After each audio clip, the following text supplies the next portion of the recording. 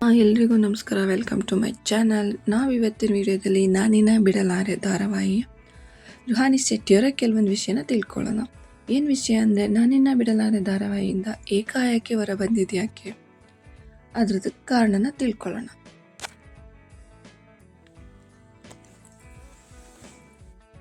ನನಗೆ ಯಾವುದೇ ಪಾತ್ರ ಕೊಟ್ಟರು ಅದನ್ನು ಚೆನ್ನಾಗಿ ನಿಭಾಯಿಸ್ತೀನಿ. ಆದರೆ ನನ್ನ ಕಡೆಯಿಂದ 200% ಎಫರ್ಟ್ ಹಾಕಿ ಪಾತ್ರವನ್ನು ಚೆನ್ನಾಗಿ ನಿಭಾಯಿಸ್ಕೊಂಡು ಬಂದಾಗ ಎಲ್ಲೋ ಆ ಪಾತ್ರಕ್ಕೆ ವ್ಯಾಲ್ಯೂ ಕಡಿಮೆ ಆಗ್ತಿದೆ ಅಂತ ನಂಗೆ ಅನ್ನಿಸ್ತು.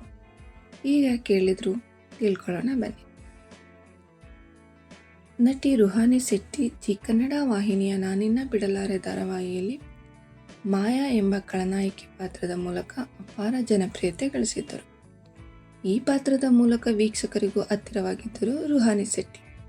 ಆದರೆ ದಿಢೀರಂತ ಧಾರಾವಾಹಿಯಿಂದ ಹೊರ ಬಂದಿದ್ದು ಅಭಿಮಾನಿಗಳಿಗೆ ತುಂಬಾ ಬೇಸರ ಮೂಡಿಸಿತು. ಸದ್ಯ ಕಲರ್ಸ್ ಕನ್ನಡ ವಾಹಿನಿಯಲ್ಲಿ ಪವಿತ್ರ ಬಂಧನ ಧಾರಾವಾಹಿಯಲ್ಲಿ ಬಿಗ್ ಬಾಸ್ ಸೂರಜ್ ಸಿಂಗ್ ಜೋಡಿಯಾಗಿ ನಟಿಸುತ್ತಿರುವ ರುಹಾನಿ ಶೆಟ್ಟಿ ಮಾಯಾ ಪಾತ್ರಕ್ಕೆ ಗುಡ್ ಬೈ ಹೇಳಿದ್ಯಾಕೆ ಅನ್ನೋದಕ್ಕೆ ಕಾರಣನ ಬಿಚ್ಚಿಟ್ಟಿದ್ದಾರೆ. ಮಾಯಾ ಎಲ್ಲಿ ಮಾಯಾ ಆಗಿದ್ದಾರೆ ಅನ್ನೋದೇ ದೊಡ್ಡ ಪ್ರಶ್ನೆ ಆಗಿತ್ತು.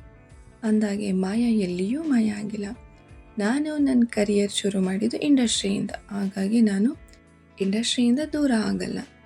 ಮಾಯಾ ಅಲ್ಲಿಂದ ಮಾಯಾ ಆಗಿ ಬಂದು ಇಲ್ಲಿ ನಮ್ರತ ಪಾತ್ರ ಮಾಡ್ತಿದ್ದೀನಿ. ಜನಗಳಿಗೆ ತುಂಬ ಡಿಸಪಾಯಿಂಟ್ ಮಾಡೋಕ್ಕೆ ನಂಗೆ ಇಷ್ಟ ಇಲ್ಲ. ಹಾಗಾಗಿ ಆ ಪಾತ್ರದಿಂದ ಆಚೆ ಬಂದು 2-3 ತಿಂಗಳೊಳಗೆ ಪವಿತ್ರ ಬಂಧನ ಮಾಡ್ತಿದ್ದೇನೆ ಎಂದು ಇತ್ತೀಚೆಗೆ ಸಂದರ್ಶನವೊಂದರಲ್ಲಿ ರುಹಾನಿ ಶೆಟ್ಟಿ ಹೇಳ್ಕೊಂಡಿದ್ದಾರೆ. ಹಾಗಾದರೆ ಮಾಯಾ ಪಾತ್ರದಿಂದ ಹೊರ ಬಂದಿದ್ದಕ್ಕೆ ಜನ ಖಂಡಿತವಾಗಿಯೂ ಮಾಯಾ ಪಾತ್ರನ ತುಂಬಾ ಇಷ್ಟಪಟ್ಟಿದ್ದಾರೆ. ಆ ಧಾರಾವಾಹಿಯಿಂದ ಹೊರ ಬಂದು 3 ತಿಂಗಳಾಗಿರ್ಬೋದು. ಆದರೂ ಜನ ಇವತ್ತಿಗೂ ನನ್ನ ಮಾಯಾ ಅಂತಲೇ ಗುರುತಿಸ್ತಾರೆ.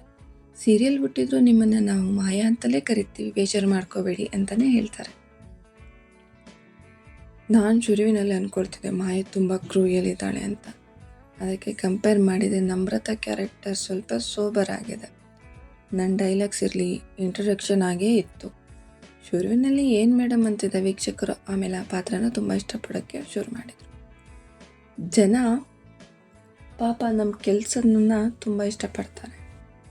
ನಾವೊಂದು ಪ್ರಾಜೆಕ್ಟ್ ಮಾಡಬೇಕಾದ್ರೆ ಕೇಳಿರ್ತೀವಿ ನಮ್ಮ ಪಾತ್ರ ಹೇಗಿರುತ್ತೆ ಮತ್ತು ಅದಕ್ಕೆ ಎಷ್ಟು ಇಂಪಾರ್ಟೆನ್ಸ್ ಇರುತ್ತೆ ಅಂತ.